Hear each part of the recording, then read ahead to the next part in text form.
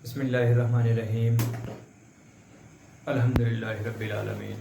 Students, जिस तरह के हमने अपना स्पीशीज़ कॉन्सेप्ट जो है वो स्टार्ट किया हुआ है, तो हमने टोपोलॉजिकल स्पीशीज़ कॉन्सेप्ट या एसेंशियल स्पीशीज़ कॉन्सेप्ट जो है अपने लास्ट लेक्चर में डिस्कस किया। आज हम जो और हमारे पास स्पीशीज़ कॉन्सेप्ट हैं उनको डिस्कस करेंगे। हमारे पास उसके अलावा कौन से हैं? नॉमिनलिस्टिक कॉन्सेप्ट है, हमारे पास बच्चे बायोलॉजिकल स्पीशीज़ कॉन्सेप्ट है, बायोलॉजिकल कॉन्सेप्ट है, और इसके अलावा हमारे पास क्या है? एवोल्यूशनरी स्पीशीज़ कॉन्सेप्ट है, और इसके अलावा हमारे पास मॉर्फोलॉजिकल स्पीशीज़ कॉन्सेप्ट भी कॉन्सेप्ट। ये हमारे पास डिफरेंट स्पीशीज़ कॉन्सेप्ट हैं जो डिफरेंट बेसिस पे जो है वो बनाए हुए हैं। तो हमने बात करनी है नॉमिनलिस्टिक स्पीशीज़ कॉन्सेप्ट की। तो करते हैं बात नॉमिनलिस्टिक जो स्पीशीज़ कॉन्सेप्ट है इसकी।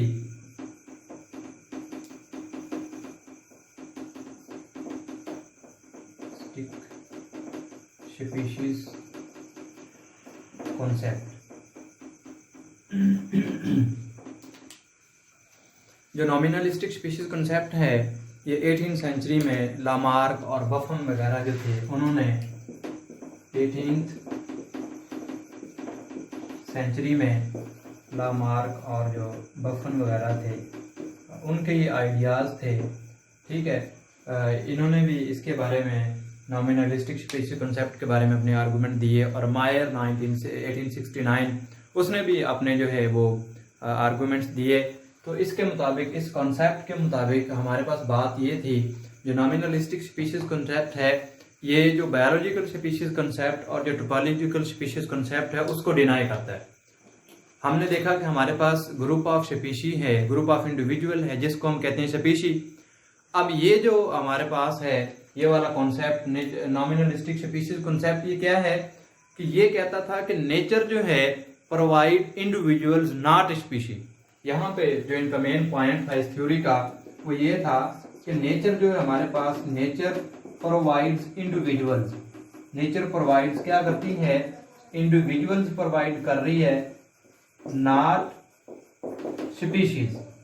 अब ये भी अजीब बात, इसने कहा कि जो हमारे पास नेचर है ये इंडिविजुअल्स प्रोवाइड कर रही है, लेकिन क्या है? स्पीशी प्रोवाइड नहीं कर रही। अब इसमें यह था कि हमारे पास जो अब स्पीशीज हैं, हम कहते हैं कि हमारे पास ग्रुप ऑफ ऑर्गेनिजम्स है, स्पीशीज हैं। तो इन्होंने ये कहा कि ये जो स्पीशीज हैं ये बाय मैन मेड है।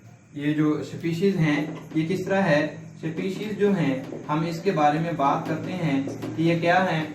आर्टिफिशियल ग्रुप्स हैं, आर्टिफिशियल ग्रुप्स हैं, और ये किसने बनाए? By man made. ये इंसानों के बनाए हुए ग्रुप हैं। इंसानों ने क्या किया कि ह्यूमंस ने ये किया कि जो सिमिलर टाइप के ऑर्गेनिजम्स थे उनको उठाया और एक ग्रुप में रख दिया। तो लेकिन ये कहते हैं कि नेचर में ऐसा नहीं है, नेचर में इंडिविजुअल एग्जिस्ट करता है, स्पीशी एग्जिस्ट नहीं करती। इसने कहा हमने पकड़ा इंडिविजुअल्स को और उनके कैरेक्टर्स देखे मिलते जुलते हैं आपस में, और हमने उनको एक नाम देना शुरू कर दिया। इसलिए हम इनको कहते हैं ये नॉमिनलिस्टिक कॉन्सेप्ट है कि हमने उनको उठाया और सिमिलर कैरेक्टर्स थे, ठीक है, और उनको हमने नाम देना शुरू कर दिया। ये कॉन्सेप्ट था ये। और ये कॉन्सेप्ट का जो मेन पॉइंट था वो यही था कि जो स्पीशीज हैं ये बाय मैन मेड हैं। हमने अपनी आसानी के लिए ऑर्गेनिजम्स को क्लासिफाई किया है, उनको कैरेक्टराइजिंग जो है उनकी कैरेक्टराइजिंग की है, लेकिन नेचर जो है वो ऐसा नहीं करती। नेचर ने इंडिविजुअल्स प्रोड्यूस करने हैं, नेचर कैन नॉट प्रोड्यूस जो है स्पीशीज। सिमिलर टाइप के ग्रुप्स हमने फिर उठाए और सेम जगह पे रख दिए, लेकिन नेचर जो है वो कहती है कि ऐसा पॉसिबल नहीं है। नेचर ने कहा कि सिर्फ हमारे पास क्या है, जो वो हैं इंडिविजुअल्स हैं, सिर्फ वो प्रोड्यूस हो रहे हैं। जो इसमें फिर हमारे पास एक और साइंटिस्ट था, मायर 1869 में। इस साइंटिस्ट ने भी नॉमिनलिस्टिक कंसेप्ट को सपोर्ट किया, और इसने भी यही बात की कि जो ऑर्गेनिजम्स हैं जो ऑर्गेनिजम्स हैं ये क्या हैं, ये तो इंडिविजुअल्स हैं असल में, और इन इंडिविजुअल्स को हमने एक ग्रुप में इकट्ठा कर दिया है, लेकिन नेचर ने ऐसा नहीं किया। नेचर ये कहती है कि नेचर क्या करती है, सिर्फ इंडिविजुअल्स प्रोड्यूस करेगी, नॉट स्पीशी। स्पीशी हमने खुद बनाई है। फिर हम अगला कॉन्सेप्ट देखते हैं, हमारे पास जो बायोलॉजिकल स्पीशीज कॉन्सेप्ट है, तो देखते हैं बायोलॉजिकल स्पीशीज कॉन्सेप्ट को कि हमारे पास जो बायोलॉजिकल स्पीशीज कॉन्सेप्ट जो आजकल हम कॉन्सेप्ट यूज कर रहे हैं स्पीशी का, जो आम हम डेफिनेशन पढ़ते हैं स्पीशीज की, असल में वो बायोलॉजिकल स्पीशी कॉन्सेप्ट ही है। इसमें हम कहते हैं बायोलॉजिकल स्पीशीज कॉन्सेप्ट में कि जो ऑर्गेनिजम्स हैं दे आर रिप्रोडक्टिव आइसोलेट। अब इसमें क्या है कि जो हम कहते हैं, जो हमारे पास डेफिनेशन है कि organisms which are living together and produce fertile offspring by their interbreeding, इसमें हमारे पास वही है कि ये क्या करते हैं बायोलॉजिकल स्पीशीज कॉन्सेप्ट में कि ऑर्गेनिजम्स जो हैं वो रिप्रोडक्शन के जरिए नए ऑर्गेनिज्म जो हैं वो प्रोड्यूस किए जा रहे हैं। तो हम अगर इसको डिफाइन करना चाहें तो हम इसकी डेफिनेशन में देखते हैं बायोलॉजिकल स्पीशीज कॉन्सेप्ट में, अकॉर्डिंग टू दिस कॉन्सेप्ट हम ये बात करते हैं species is a group of naturally interbreeding organism. हम इसमें बात करते हैं कि हमारे पास कोई स्पीशी है, मतलब क्या ग्रुप ऑफ ऑर्गेनिज्म है जिनमें नेचुरल जो है ब्रीडिंग वो प्रेजेंट है, नेचुरली वो ब्रीड करते हैं। Population that is reproductively isolated. हमने यहाँ पे कहा कि हमारे पास ग्रुप ऑफ ऑर्गेनिज्म है,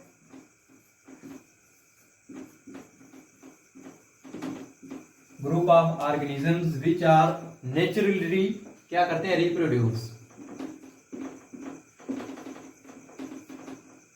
नेचुरली नेचुरली ये रिप्रोड्यूस करते हैं। हमने यहाँ पे नेचुरली का वर्ड क्यों यूज किया, और इनमें क्या है रिप्रोडक्टिव आइसोलेशन भी है। दूसरा इसमें क्या है कि हम कहते हैं कि रिप्रोडक्टिव आइसोलेशन। अब हम देखते हैं कि यहाँ पे हमने पहली बात तो ये की कि नेचुरली रिप्रोड्यूस करते हैं, मतलब क्या है कि इनमें बाय नेचर जो है एक स्पीशी के जो इंडिविजुअल्स हैं वो अपनी स्पीशी के जो दूसरे ऑर्गेनिजम्स हैं उनसे रिप्रोड्यूस कर सकते हैं। दूसरी बात ये कि रिप्रोडक्टिव आइसोलेट भी हैं। हम कहते हैं कि स्पीशी विद इन स्पीशी अपनी ही स्पीशी में रिप्रोड्यूस तो कर सकती है, लेकिन आउट फ्रॉम स्पीशी जो है इंटरस्पेसिफिक जो है उसको हम कहते हैं इंटरस्पीशीज, उसमें वो रिप्रोड्यूस नहीं कर सकती। They are biologically reproductively isolate हैं। जिस तरह हम इसकी एग्जांपल देखते हैं कि हमारे पास जो क्रॉस करवाया जाता है डंकी एंड हॉर्स का और एक म्यूल प्रोड्यूस कर गया, अब हमारे पास क्या है दोनों अपोजिट स्पीशी हैं, दोनों अलग अलग स्पीशी हैं, दोनों जब रिप्रोड्यूस कहीं तो हमारे पास जो नेक्स्ट जो प्रोजेनी आई है वो रिप्रोडक्शन के काबिल नहीं है, वो रिप्रोड्यूस नहीं कर पाती, इसलिए फिर हमारे पास वो भी एक अलग स्पीशी है, लेकिन हम उसे म्यूल कहते हैं क्योंकि वो आगे स्पीशी की डेफिनेशन पे पूरा नहीं हो रही। इसलिए हम कहते हैं कि रिप्रोडक्टिवली आइसोलेशन भी इनमें पाई जा रही है कि ये आइसोलेट हैं, रिप्रोड्यूस नहीं कर पाते विद आउट, मतलब अपनी स्पीशी से बाहर अगर ये रिप्रोड्यूस करना चाहें तो ऐसा पॉसिबल नहीं है। फिर हम इसके बारे में बात कहते हैं हम इसके बारे में फिर ये बात कहते हैं कि यहाँ पे अब देखें ये सारे रिप्रोड्यूस करते हैं तो एक रिप्रोडक्टिव कम्युनिटी बन जाती है। हम कहते हैं कि क्या है रिप्रोडक्टिव कम्युनिटी। रिप्रोडक्टिव कम्युनिटी से क्या मुराद है कि एक ग्रुप है हमारे पास ऑर्गेनिजम्स का, एक एरिया है ऑर्गेनिजम्स का ग्रुप है जो आपस में क्या कर सकते हैं रिप्रोड्यूस कर सकते हैं, उसको हमने रिप्रोडक्टिव कम्युनिटी भी कह दिया। फिर हम बच्चे इसमें ये बात भी कहते हैं कि जो सेम टाइप के ऑर्गेनिजम्स हैं, जो सेम स्पीशी से बिलोंग करते हैं, वो एक दूसरे से मेट कर सकते हैं, सीख करते हैं, एक दूसरे को तलाश करते हैं फॉर देयर मेटिंग पर्पज। अपनी मेटिंग पर्पज के लिए वो क्या करते हैं, अपनी जो स्पीशी के दूसरे इंडिविजुअल्स हैं जो उनके पार्टनर हैं उनको वो सर्च आउट करते हैं और फिर उनसे रिप्रोड्यूस करके नए जो ऑर्गेनिजम्स हैं अपनी ही स्पीशी के उनको प्रोड्यूस करवा देते हैं। तो ये हमारे पास इसमें था। फिर हम कहते हैं कि हमारे पास क्या है एक और साइंटिस्ट आया पीटरसन। पीटरसन आया हमारे पास, साइंटिस्ट था, उसने इसको आकर रिजेक्ट कर दिया। हम अब पीटरसन की बात भी देखते हैं कि पीटरसन क्या कहता था। पीटरसन आया, पीटरसन ने कहा नहीं, ऐसा नहीं है। इसने फिर अपना एक कॉन्सेप्ट जो रिकॉग्निशन स्पीशी के नाम से बाद में जो है वो मशहूर हुआ, तो इसने ये कहा कि बायोलॉजिकल स्पीशी कॉन्सेप्ट जो है इसमें फॉल्ट है। ठीक है, इसने फिर अपना जो है स्पीशीज कॉन्सेप्ट दिया और इसने अपना स्पीशीज कॉन्सेप्ट जो है रिप्लेस कर दिया। ये 1985 में आया जो हमारे पास पीटरसन है। पीटरसन 1985 में आया और इसने कहा कि हमारा जो ये बायोलॉजिकल स्पीशी कॉन्सेप्ट है इसमें कुछ फॉल्ट हैं, ये हमारी कंप्लीट जो है उसको डिफाइन नहीं करता, कंप्लीट हमारी स्पीशीज को। फिर इसने एक रिप्लेस किया अपने कॉन्सेप्ट के साथ, तो इसने रिप्लेस कर दिया बायोलॉजिकल स्पीशीज कॉन्सेप्ट को एक नए कॉन्सेप्ट के साथ रिप्लेस कर दिया, जिसको इसने कहा रिकॉग्नाइजिंग स्पीशी। ठीक है, इसने पीटरसन ने 1985 में इसने कहा कि रिकॉग्नाइजेशन स्पीशी के नाम से इसने इसको रिप्लेस कर दिया। ये जो था ये कहता नहीं इसमें कुछ फॉल्ट है, तो फिर इसने रिकॉग्नाइजिंग स्पीशीज के नाम से एक और जो है वो थ्योरी दे दी। लेकिन बाद में हमारे पास कुछ और साइंटिस्ट थे, तो ऑयर और मैन वगैरह जो थे, उन्होंने कहा कि नहीं, ये जो हमारे पास पीटरसन ने आइडिया दिया है ये भी बिल्कुल जो है, कॉइन और ऑयर वगैरह जो थे, साइंटिस्ट आए, जिस तरह हमारे पास कॉइन है या और, इन्होंने इसको क्या किया, इसको लिमिटिंग में रख दिया। इसने कहा कि ये भाई लिमिटिंग है और ये फुलफिल नहीं है, लिमिटिंग एंड नॉट फुलफिल। इन्होंने कहा ये लिमिटिंग है और नॉट फुलफिल। क्यों? इसने कहा कि असल में जो पीटरसन की जो रिसर्च है वो एक लिमिटेशंस हैं, वो उसमें बाउंड्रीज हैं, और इन्होंने ये भी कहा कि ये असल में इससे फुलफिल नहीं थे, फेथफुल नहीं थे। इस थ्योरी को इन्होंने रिजेक्ट कर दिया। रिजेक्ट क्यों कर दिया? ये कहते थे कि यहाँ पे बहुत सी जो मिसअंडरस्टैंडिंग है। इन्होंने कहा कि ये जो इसके आर्गुमेंट है पीटरसन के, based on misunderstanding, based on किस पे? मिसअंडरस्टैंडिंग। इसने कहा कि इसके जो आइडिया है ना ये बेस करते हैं मिसअंडरस्टैंडिंग से हुई है, वरना ऐसा नहीं है। ये हमारा जो कॉन्सेप्ट है बायोलॉजिकल स्पीशी कॉन्सेप्ट, ये बिल्कुल सही है। अब हम इसके बारे में बात करते हैं कि हमारे पास इसके जो पॉइंट्स हैं वो क्या हैं। तो इसके जब हम पॉइंट्स, जिसको 16 भी कहा जाता है,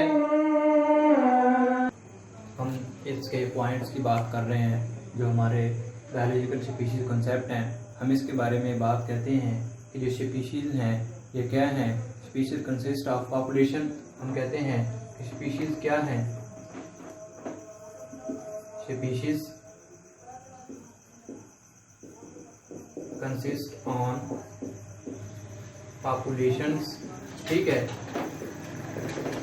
विद इंडिविजुअल्स।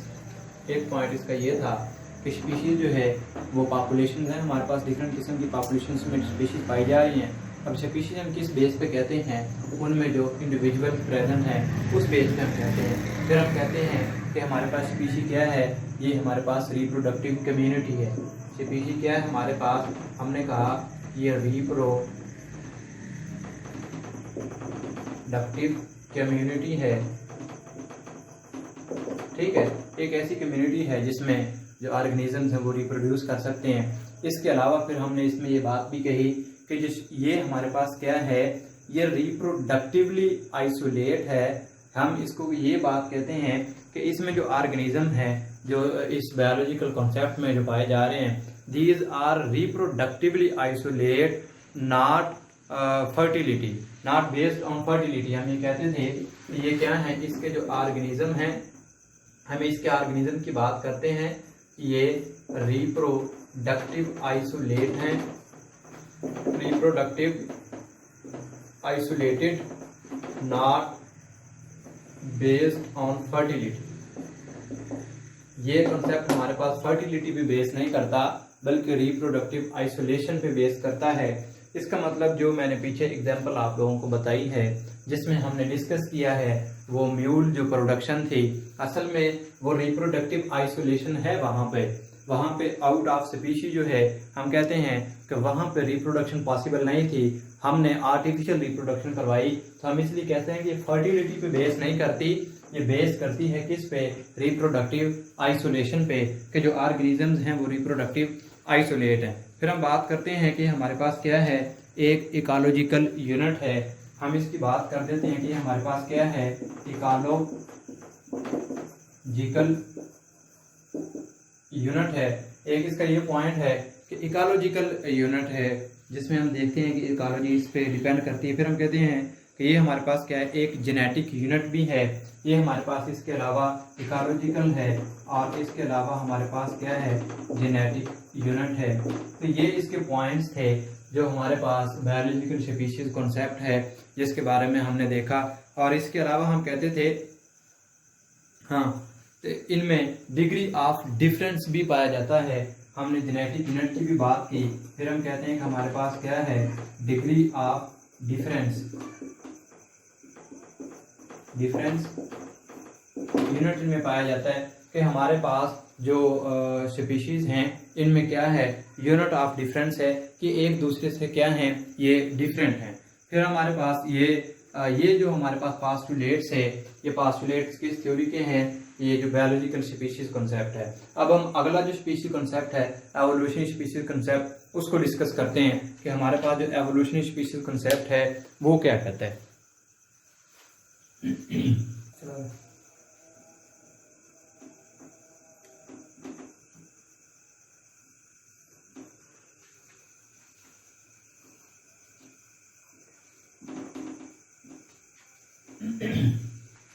अब हम एवोल्यूशनरी स्पीशीज कॉन्सेप्ट के बारे में पढ़ेंगे।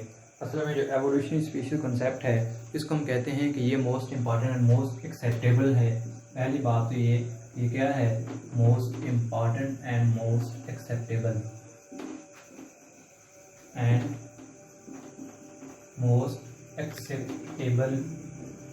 कॉन्सेप्ट है। अब हम यहाँ पे बात करते हैं कि एवोल्यूशनरी स्पीशीज कॉन्सेप्ट की ज़रूरत क्यों पड़ी। बच्चे इसमें ये बात है कि साइंटिस्ट ये कहते थे कि जो बायोलॉजिकल स्पीशीज कॉन्सेप्ट है ये बहुत सी चीज़ों को फुलफिल करती है, लेकिन बहुत सारी चीज़ें हैं जिनको ये फुलफिल नहीं करती।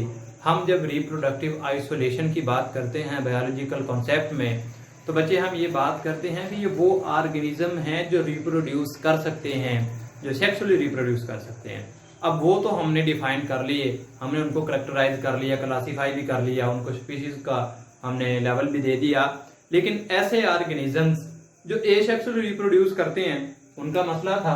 अब यहाँ पे क्या है, जो एसेक्सुअल रिप्रोड्यूस करते हैं, एसेक्सुअल जो रिप्रोड्यूस ऑर्गेनिजम्स करते हैं इनको कहाँ पे रखा जाए, अब ये मसला आ गया। फिर यहाँ पे जो हमारे पास पैलेंटोलॉजिस्ट थे,